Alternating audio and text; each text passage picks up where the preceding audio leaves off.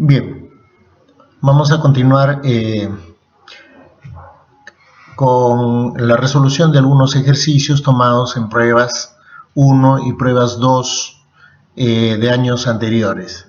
El problema 1 es un tema de errores e incertidumbres, donde nosotros acá vamos a aplicar, a emplear la propagación de errores. Las mediciones en física, las mediciones de cantidades físicas, sabemos que no son exactas, y estas mediciones lo podemos hacer bajo dos formas: mediciones directas y mediciones indirectas.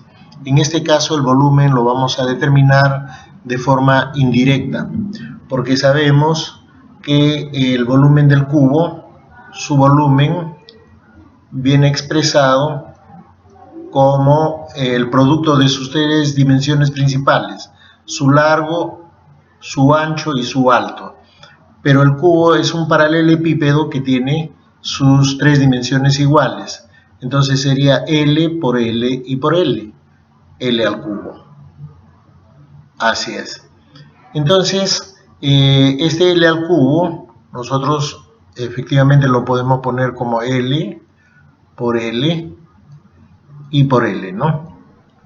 Entonces, cuando nosotros hacemos la propagación del error para un producto, para un cociente, se hace en función de su error relativo. O sea, el error relativo del volumen vendría a ser el error relativo cuando tenemos productos o cocientes. Es el error relativo de la operación vendría a ser la suma de los errores relativos de cada uno de sus factores. En este caso se tendría delta de L sobre L, correcto, más este mismo valor por este factor y más este mismo valor por el tercer factor. Entonces acá tendríamos, de acuerdo a la propiedad de potencia, A3 delta de L sobre L. Pero acá nos han dado, en esta medición, no nos han dado que este va a ser 10 más menos 1. Entonces de acá su error relativo vendría a ser el error absoluto, que es 1, sobre el error, el mejor valor de estimación, que es 10. Ese vendría a ser el error relativo de la longitud. Muy bien. Si a esto lo multiplicamos por 100, porque acá tenemos el resultado en porcentaje, esto va a ser igual a 10%.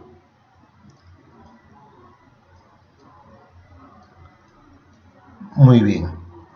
Este 10% lo vamos a reemplazar acá. Entonces, vamos a obtener que el error relativo del volumen,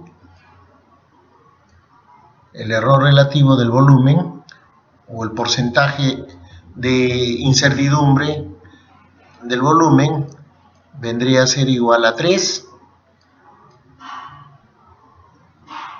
por 10%, ¿no? A ver, vamos a ver acá. 3, que es este factor de acá, y este cociente ya nos salió 10%. Y 3 por 10%, el resultado que obtendríamos sería igual a 30%. Y ese vendría a ser la respuesta que marcaríamos. En este caso, la alternativa a marcar vendría a ser la alternativa D. En el problema 2 nos dice que un automóvil de juguete acelera desde el reposo. Quiere decir que acá su velocidad inicial es 0, porque parte del reposo. Ya, y se mueve cuesta abajo, se mueve a lo largo de esta pendiente, ¿no? Esta pista con una inclinación respecto al plano horizontal. Muy bien, entonces obviamente que si este móvil se está moviendo hacia abajo, va a realizar un movimiento acelerado, o sea, su velocidad va a ir en ascenso, en función de este valor que es 2 metros por segundo al cuadrado. La aceleración nos indica la razón con la que va a variar la velocidad en un determinado tiempo. Entonces acá por definición la aceleración viene a ser la razón de cambio, ¿no?, de la velocidad. La razón de cambio de la velocidad en un tiempo determinado. Muy bien, entonces esta aceleración es dato, es 2. Igual, este cambio de velocidad vendría a ser la velocidad en este punto. Obvio que en este punto va a ser mayor la velocidad porque ha ido acelerando. El movimiento ha sido, este carrito de juguete se ha movido con un MRV. Entonces, acá este cambio de velocidad sería la velocidad final menos la velocidad inicial, que es 0, por cada unidad de tiempo. ¿Qué tiempo empleó? 3. Muy bien. A ver, acá esta diferencia va a ser B sub F. Igual, este 3 que está dividiendo pasa a multiplicar y nos saldría 6. ¿En qué unidades? Metros por segundo o metros segundo a la menos 1. Y la opción a marcar en este problema sería la opción A. Seguidamente, en el problema 3, nos dice que un objeto de masa m se desliza con aceleración a bajando por un plano inclinado que forma un ángulo θ con la horizontal. La aceleración de la caída libre, la aceleración de la gravedad es g. ¿Cuál será la fuerza de rozamiento entre el objeto y el plano? En este ejercicio nosotros vamos a hacer un diagrama de cuerpo libre. ¿De quién? Del bloque. Mi unidad de análisis va a ser el bloque. Vamos a ver qué fuerzas actúan sobre este bloque. Y la primera fuerza a considerar sería el peso, ¿no?, que sabemos que siempre es dirigido hacia el centro de la Tierra y perpendicular a la superficie horizontal. Este vendría a ser el peso, que es la masa por la gravedad. Muy bien, otra fuerza a considerar acá es la normal, ¿no?, porque hay contacto acá. Debido a este contacto van a haber dos fuerzas, uno la normal y la otra va a ser la fuerza de fricción. Obviamente que si acelera hacia abajo, la fuerza de fricción va a ser en sentido contrario al movimiento. O sea, la fuerza de fricción se va a dar en este sentido, hacia arriba, la fuerza de fricción. Muy bien. Y la otra fuerza debido a este contacto es la fuerza normal. Vamos a dibujar la fuerza normal perpendicular. La fuerza normal es perpendicular al plano y siempre es saliente del plano. Saliente del plano. Entonces este va a ser la fuerza normal. Ya. El movimiento es sobre el plano horizontal. Entonces los ejes que vamos a trazar, los ejes principales, se van a dar paralelo al eje del movimiento y perpendicular a ese eje en movimiento. Ahí tenemos los ejes X y Y. Entonces, esta fuerza, la fricción está sobre el eje X, en la misma dirección. La normal está sobre el eje Y. La única fuerza que no está sobre ninguno de los dos ejes va a ser el peso. Entonces, por correspondencia de ángulos, ese ángulo θ se va a ubicar acá. Si hacemos una correspondencia trigonométrica, ¿no? Entonces, esta fuerza, este peso se va a descomponer en esta componente adyacente en el eje y esta otra componente sobre el eje X. Entonces acá tenemos el peso en la dirección del eje X y acá el peso en la dirección del eje Y. Esta componente va a ser el peso multiplicado por el coseno, porque es adyacente, el coseno de ese ángulo. Y este también va a ser mg, ¿no? Vendría a ser el cateto opuesto al ángulo θ, porque sería este cateto que es paralelo al de acá. Entonces tendría por el seno de θ.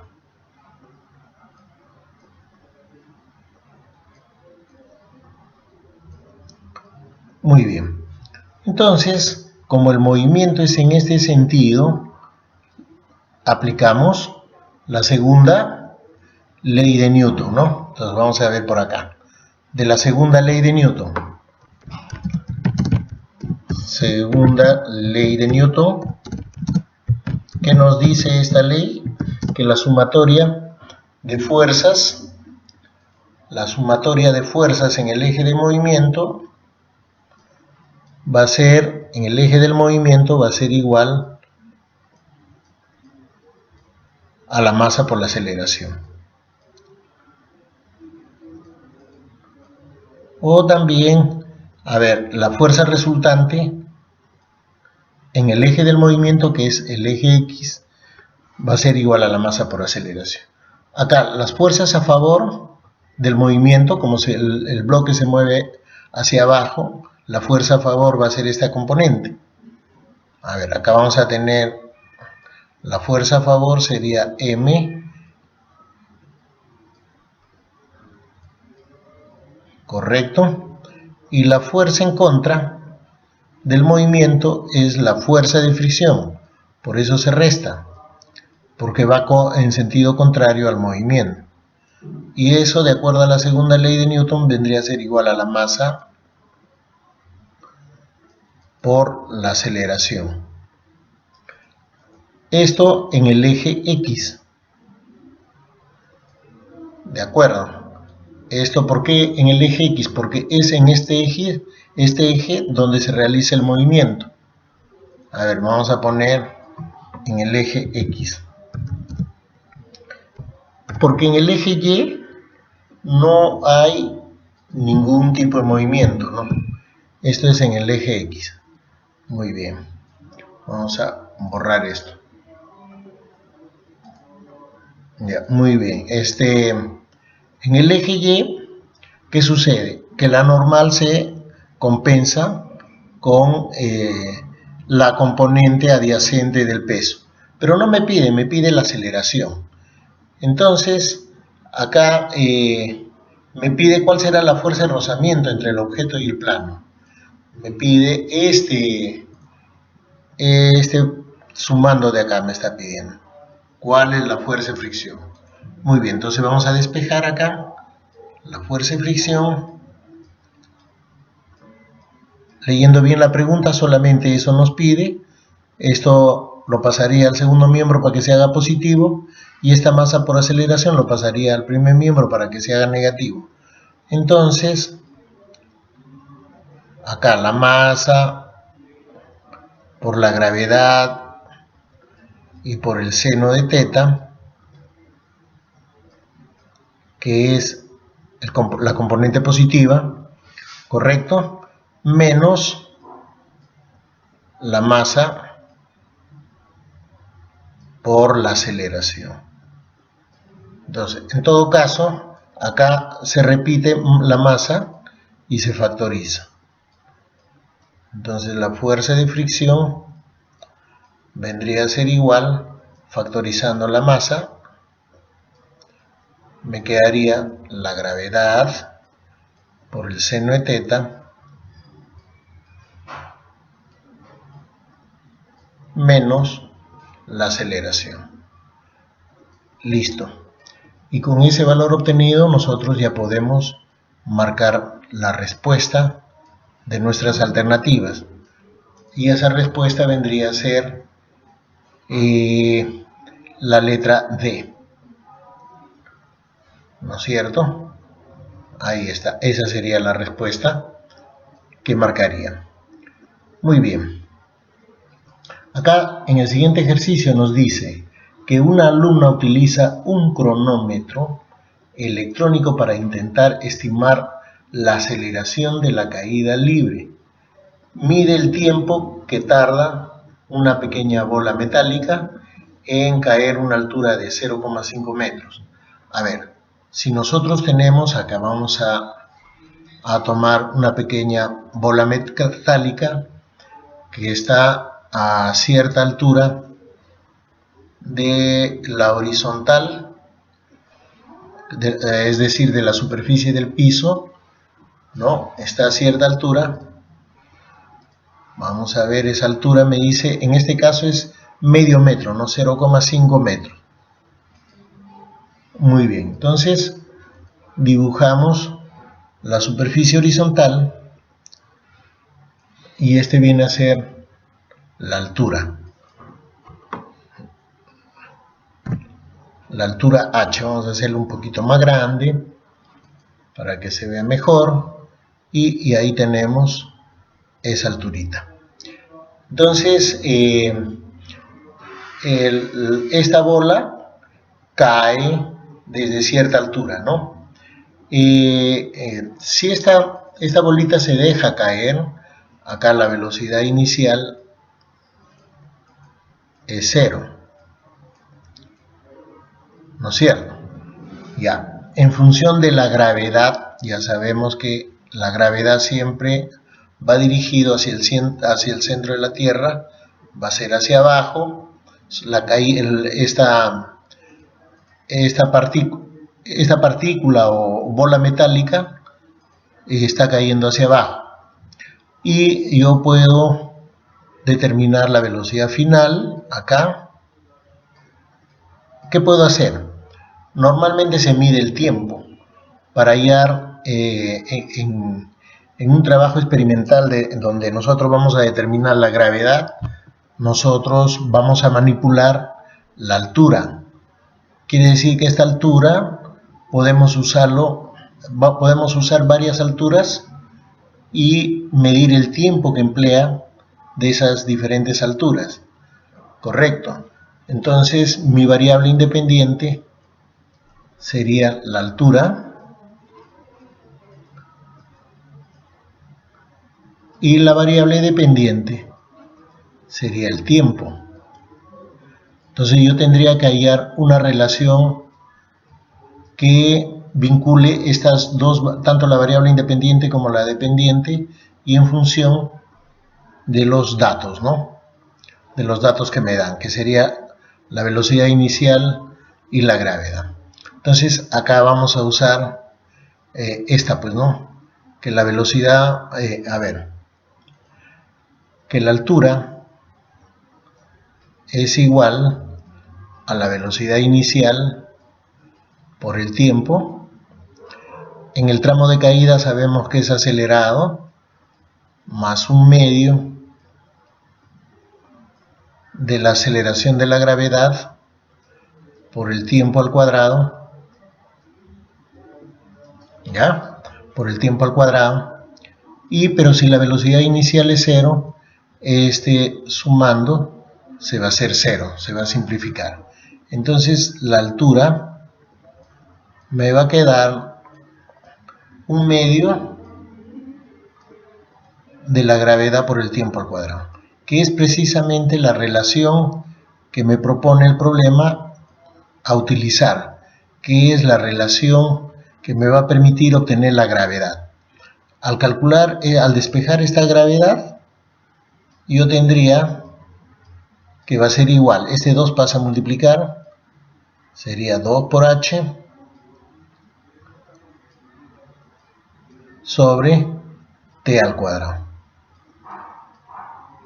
Ya, entonces, los datos que tengo, ¿cuáles son? La incertidumbre en porcentaje del tiempo, o sea, me está dando delta de t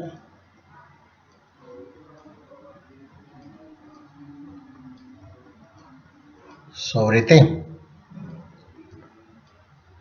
Eso me está diciendo que es igual a 0,3%. 0,3%.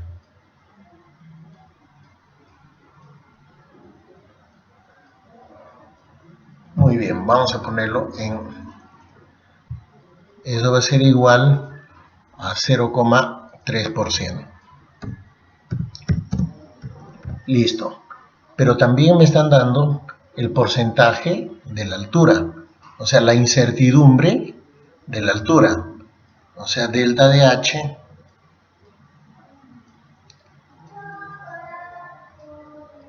y esto sería igual a qué valor me dice 0,6%. 0,6%. Muy bien. Entonces, de la relación obtenida, de la relación que hemos obtenido en esta parte, de esa relación, nosotros podemos deducir que delta de g, al igual que en el problema 1, acá vamos a propagar los errores, para este producto y para este cociente. Además, el término que va en el cociente es elevado al cuadrado. Entonces vamos a poner delta de g sobre g, eso va a ser igual. El 2 es una constante. Se propagan los errores de las magnitudes físicas, no de las constantes. Acá las magnitudes es altura y tiempo, nada más. Pero como están en cociente, sería delta de h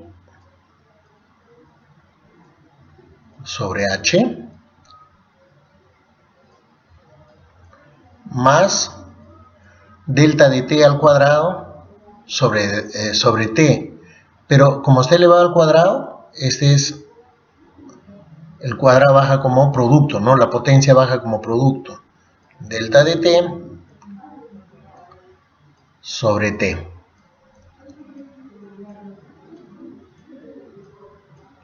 Este es un ejercicio de la prueba, de una prueba 2. Entonces, acá, ¿qué más tendríamos que hacer? Reemplazar, ¿no? Entonces, delta de g sobre g, que es lo que me están pidiendo básicamente el problema, sería igual, al reemplazar sería igual 0,6% más 2 por la incertidumbre del tiempo, que es 0,3.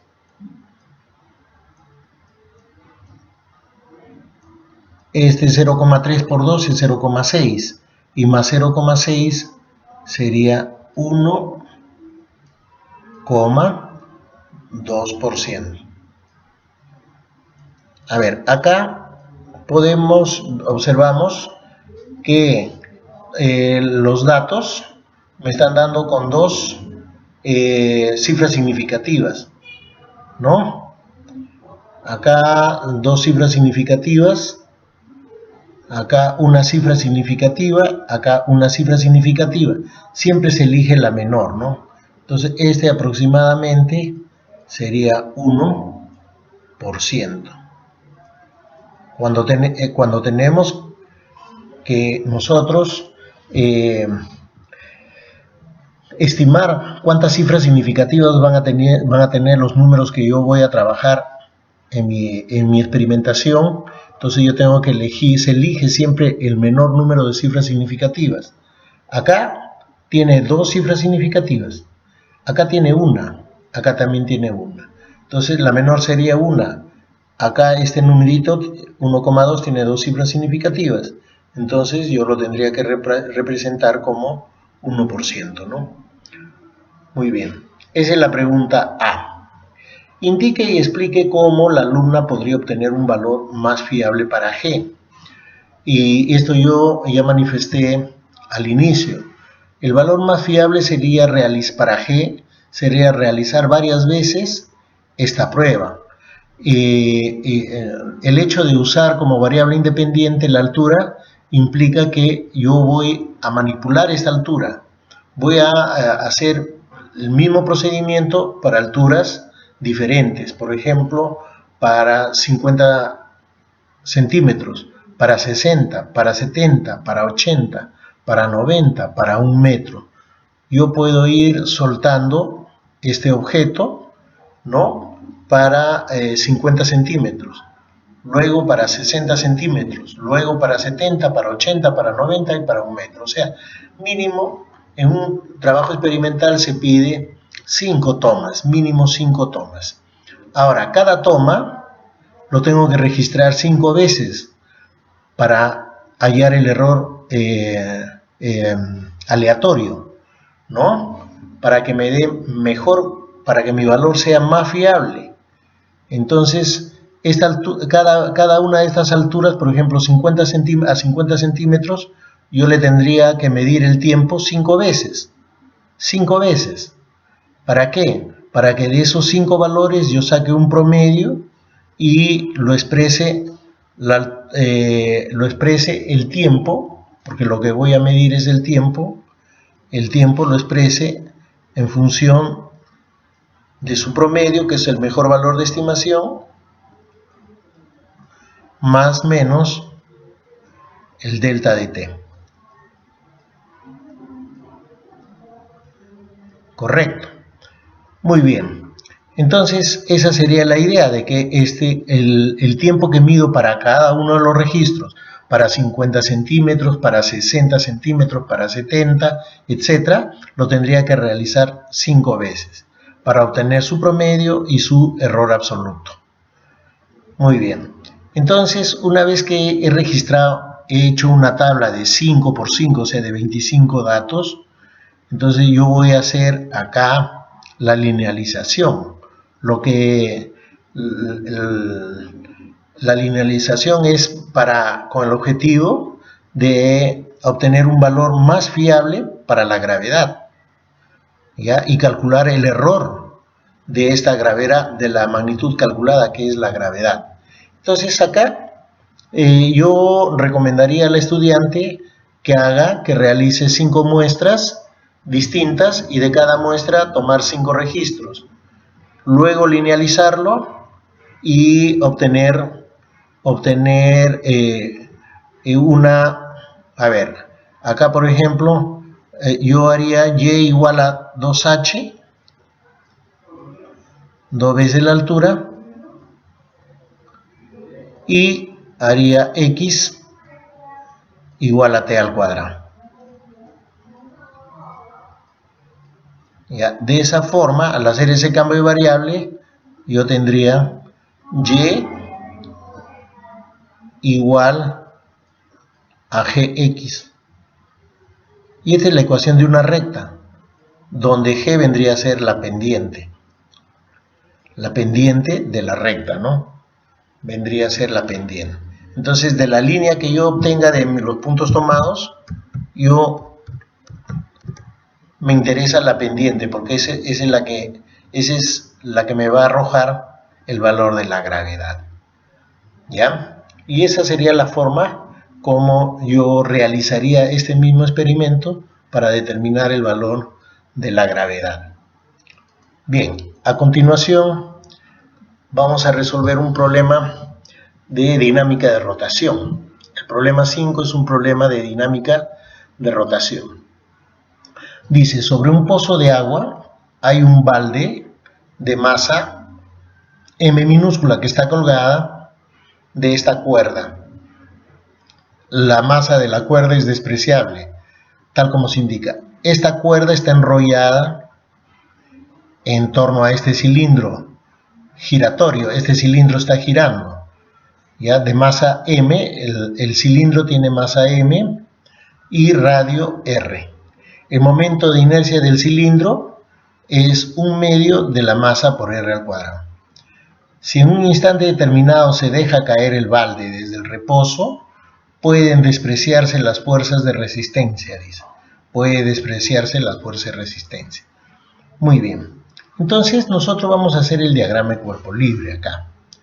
Cuando colgamos este balde en este extremo, entonces acá este balde va a ejercer una tensión sobre que lo va a hacer girar, lo va a hacer rotar a este cilindro en este sentido. Lo va a hacer rotar con una determinada velocidad angular. ¿De acuerdo? Ya. Entonces, esta tensión es la misma tensión de la cuerda acá, que lo va a jalar hacia arriba. La tensión. Y este balde va a tener un peso. La masa del balde, que es M por la gravedad. Y el cuerpo se va a mover, obviamente, que se va a mover hacia abajo. Quiere decir que va a acelerar hacia abajo. Su aceleración va a ser hacia abajo. Muy bien. Entonces acá me dice, si se deja caer el balde, obviamente que este va a acelerar, ¿no? Se pueden despreciar las fuerzas de resistencia acá en el aire. Nosotros vamos a demostrar que la aceleración, esta aceleración A del balde, viene dada por esta expresión. Muy bien. Acá vamos a analizar los dos principios, tanto para la traslación, porque acá el balde se está trasladando, entonces vamos a hacer un análisis de vamos a aplicar las leyes de la traslación, la segunda ley de Newton para la traslación, y acá también va a rotar, en el cilindro va a haber rotación, quiere decir que voy a aplicar también la ley de Newton para la rotación. Entonces, a ver, respecto a la traslación, ¿cómo sería? La segunda ley de Newton para la traslación sería la fuerza resultante. Como este se está moviendo hacia abajo, esta fuerza resultante sería el peso, que sería positivo, y la tensión sería negativo, porque va en sentido contrario al movimiento. Y eso va a ser igual a la masa, esta masa del balde, que es M minúscula, por la aceleración. ¿De acuerdo? Muy bien. Acá tenemos la segunda ley, perdón, de Newton para la traslación, respecto a la traslación. Y respecto a la rotación, ¿cómo lo tendríamos? Respecto a la rotación tenemos que fijarnos, ¿quién está rotando? Es el cilindro el que rota. Entonces, respecto a la rotación iríamos acá. Muy bien. Respecto a la rotación, la fuerza, acá no, el movimiento no se debe a las fuerzas, sino a los torques. El torque sería igual al momento de inercia por la aceleración angular. El momento de inercia de ¿quién? ¿Quién está rotando? El cilindro, ¿no? Y ese momento de inercia me están dando. Sería 1/2 m por r al cuadrado. Entonces eso vamos a reemplazarlo acá. 1/2 por m y por r al cuadrado. Muy bien, ahí lo tenemos el momento de inercia y por la aceleración angular. Pero el torque, o sea, la rotación, se debe a esta tensión.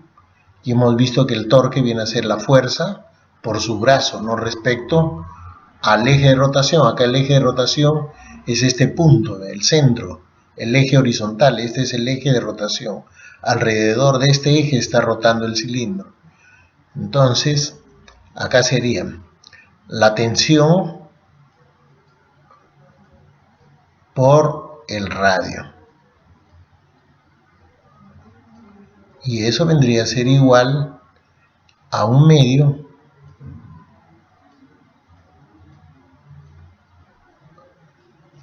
m, la masa del cilindro,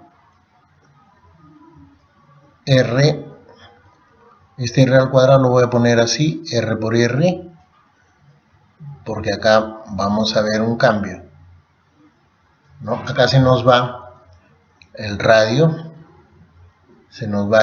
acá, un radio, y vamos a tener que esta tensión, la tensión va a ser igual a 1/2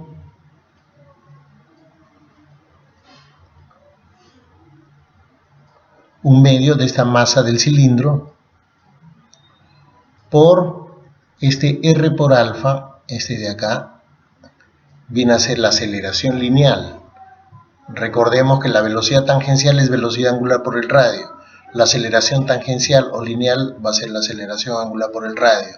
Entonces acá va a ser m por a. Ese es lo que he obtenido para la tensión. Y lo vamos a reemplazar. Reemplazamos en 1. Muy bien. Entonces ponemos acá reemplazando en 1. Reemplazando en 1 vamos a llegar a hacer el despeje, ¿no? Entonces la masa por la gravedad, ya, menos la tensión, que es 1/2 de la masa del cilindro por la aceleración, y eso va a ser igual a la masa del balde por la aceleración. Este término que está restando pasa a sumar. Entonces yo acá tendría la masa por la gravedad igual.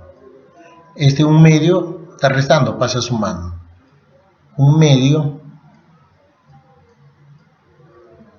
de la masa por la aceleración y más la masa del balde por la aceleración. Entonces acá factorizamos a y vamos a tener 1/2 de m mayúscula, o sea, m mayúscula sobre 2 más m minúscula, que es la masa del balde, y eso va a ser igual a la masa por la gravedad. ¿De acuerdo? Luego, al despejar la aceleración, tendría que A va a ser igual la masa por la gravedad sobre, este factor de acá que sería, el orden de los sumandos no altera el resultado, ¿no? M medios más m. Y de ese modo hemos demostrado lo que nos pide ahí en la primera pregunta, ¿no? A ver, si nosotros, para resolver la siguiente pregunta, dice, si nosotros disponemos de los datos de la masa del balde, que es 24, la masa del cilindro 36, del radio 0,2, yo puedo calcular la aceleración acá, ¿no? Entonces, acá la aceleración lineal, la aceleración lineal vendría a ser igual. A ver, vamos a reemplazar la masa del balde, 24. La gravedad, 9,81.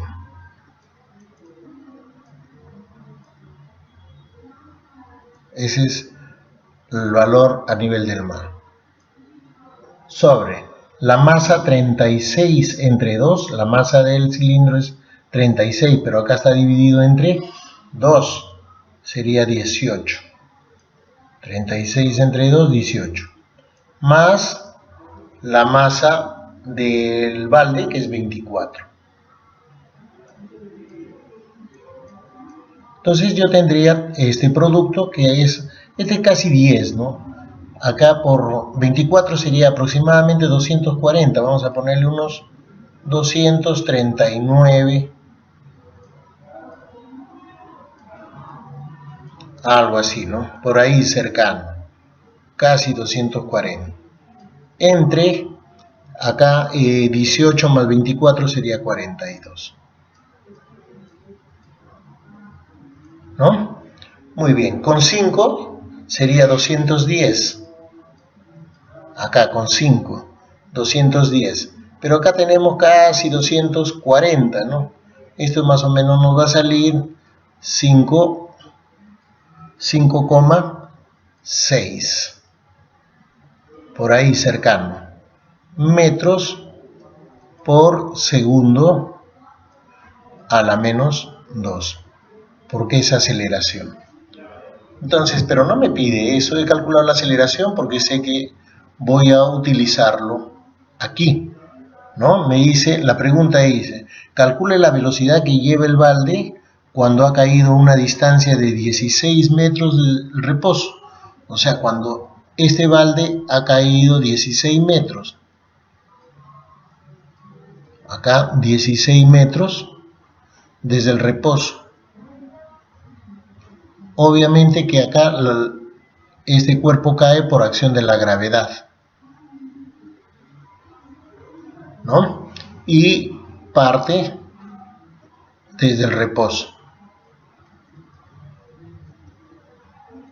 Me pide aceleración lineal o velocidad lineal o velocidad angular. La velocidad dice, o sea, es velocidad lineal, ¿no? Acá esta velocidad en este punto, cuando ha recorrido 16 metros, esta velocidad es la que me piden. ¿Estamos de acuerdo? Entonces, ¿qué datos tengo? Tengo altura, tengo gravedad y tengo velocidad inicial. Me piden la velocidad final.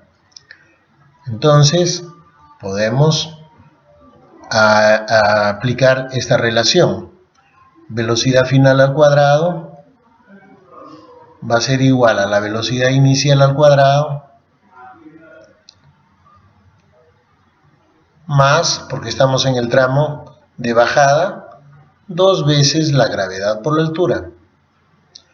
Pero acá hay un dato que no va a participar, que es la velocidad inicial. ¿Por qué razón? Porque parte del reposo. Muy bien, entonces me pide esta velocidad final y esa velocidad final sería igual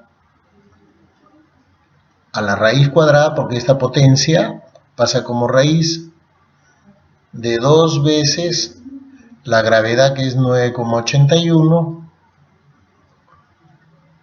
y por la altura que es 16. 16, muy bien.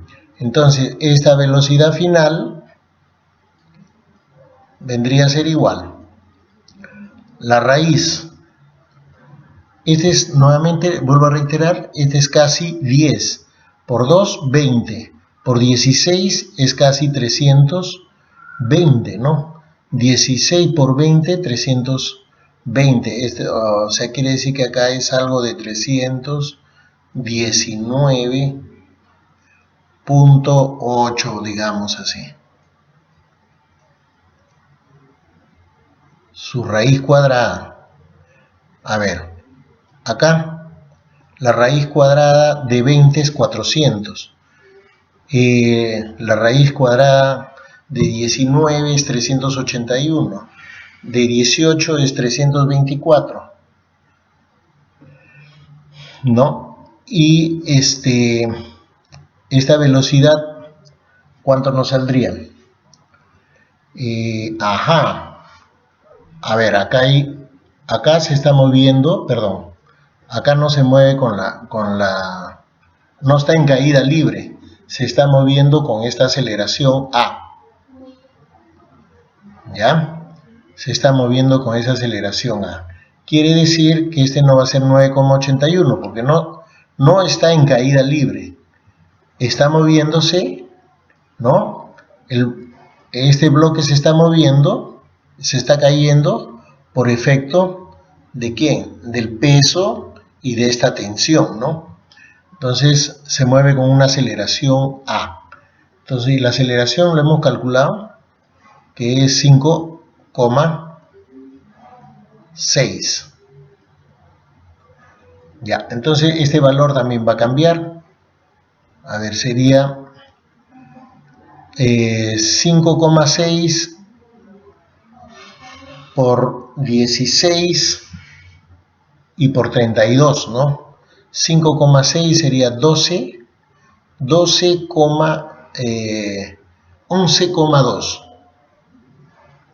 11,2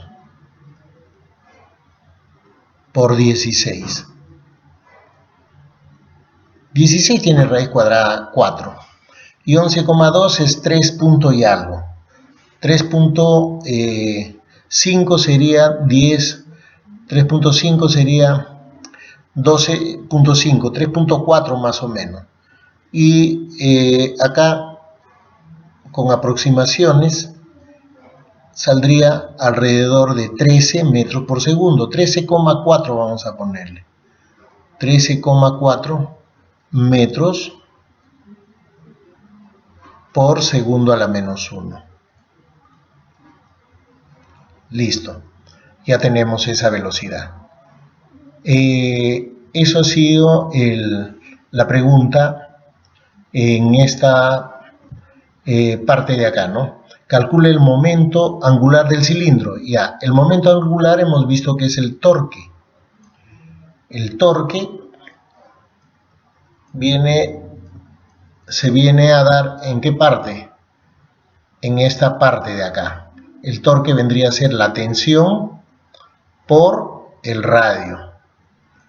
La tensión por el radio, ¿no? O sea, la fuerza por el brazo de palanca. La tensión ya lo podemos calcular. ¿Dónde lo podemos calcular? 1/2 de la masa por la aceleración. Muy bien. Acá lo vamos a reemplazar. 1/2 de la masa por la aceleración. Y esto por el radio. ¿Correcto? ¿Estamos bien ahí? Entonces este torque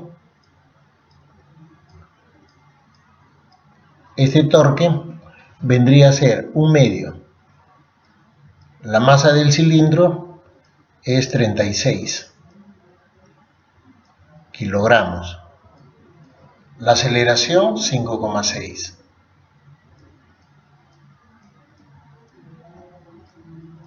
Y acá el radio 0,2.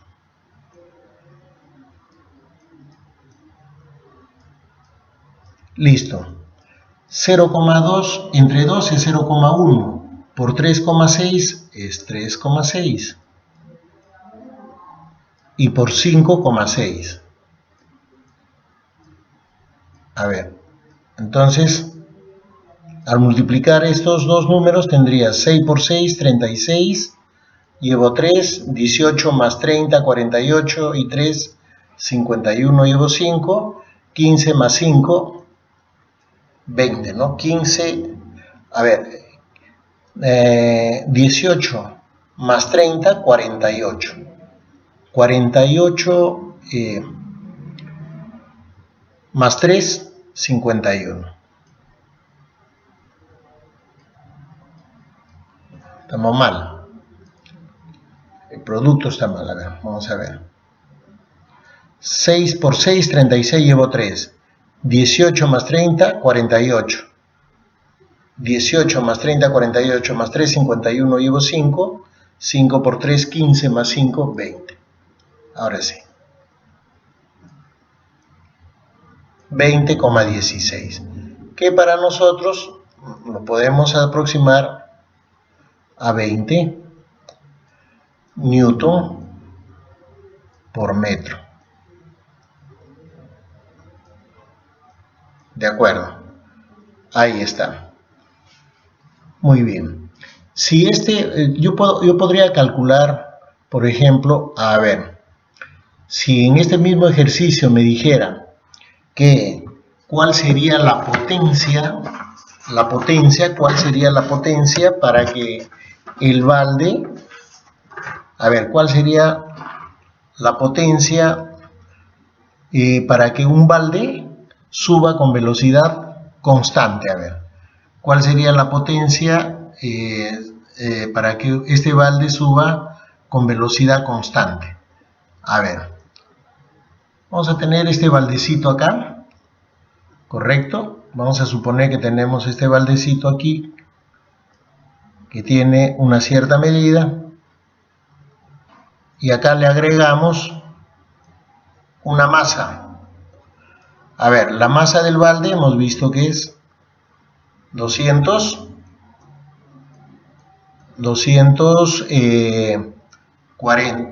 o 24 kilos. Así me dan, ¿no? 24 kilos la masa del balde. De acuerdo. A ver, esta es la masa del balde. Yo le voy a agregar una masa adicional. A ver, vamos a suponer que esta masa adicional sea 6 kilos.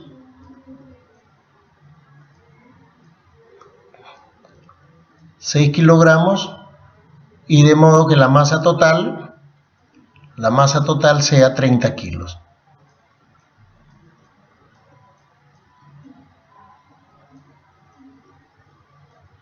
...30 kilogramos.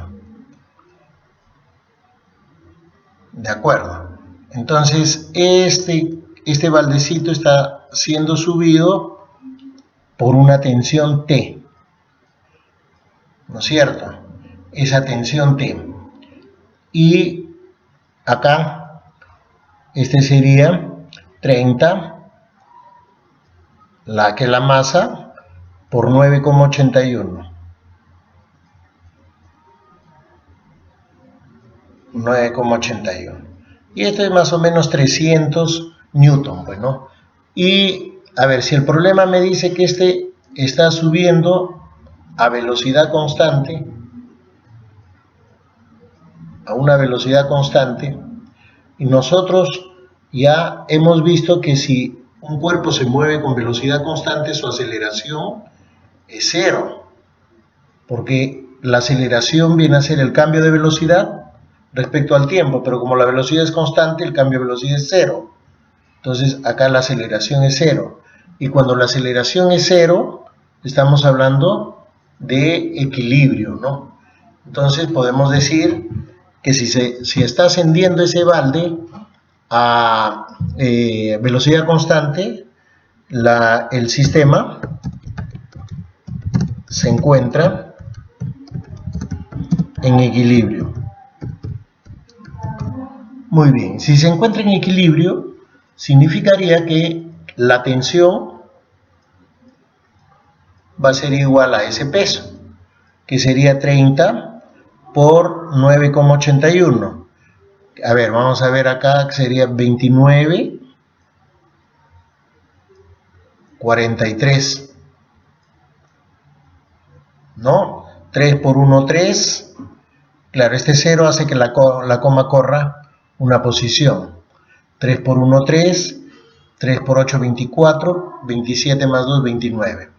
Esa va a ser la tensión, la fuerza con la que va a subir. ¿Estamos de acuerdo?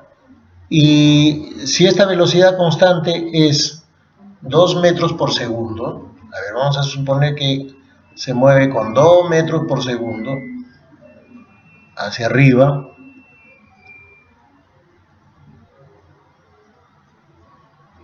Listo. Entonces la potencia se define como la fuerza por la velocidad. En principio a veces trabajo entre tiempo, ¿no? Trabajo entre tiempo. El trabajo es la fuerza por la distancia. Pero entre tiempo, como se mueve a velocidad constante, estamos en MRU, distancia entre tiempo sería velocidad. O sea, esta potencia sería igual a la fuerza por la velocidad. Finalmente, al reemplazar, la potencia sería igual. Esta tensión que sería 294,3 por la velocidad que es 2 metros por segundo. Entonces, esta potencia me saldría igual a 58, por acá, 2 por 29, 58, y 2 por 43, 86. Una coma decimal, y esto lo estaríamos aproximando a un valor de 589. ¿En qué unidades? La potencia se mide en watts, ¿no? 589 watts. Y esa sería la forma como resolvería este problema. En realidad es la pregunta este ejercicio, pero no logré copiar los datos, pero sí recuerdo que es lo que pedía, la potencia, ¿no es cierto? Y de este modo, pues, como podemos observar, hemos resuelto una miscelánea de ejercicios de la asignatura de física. Muchas gracias.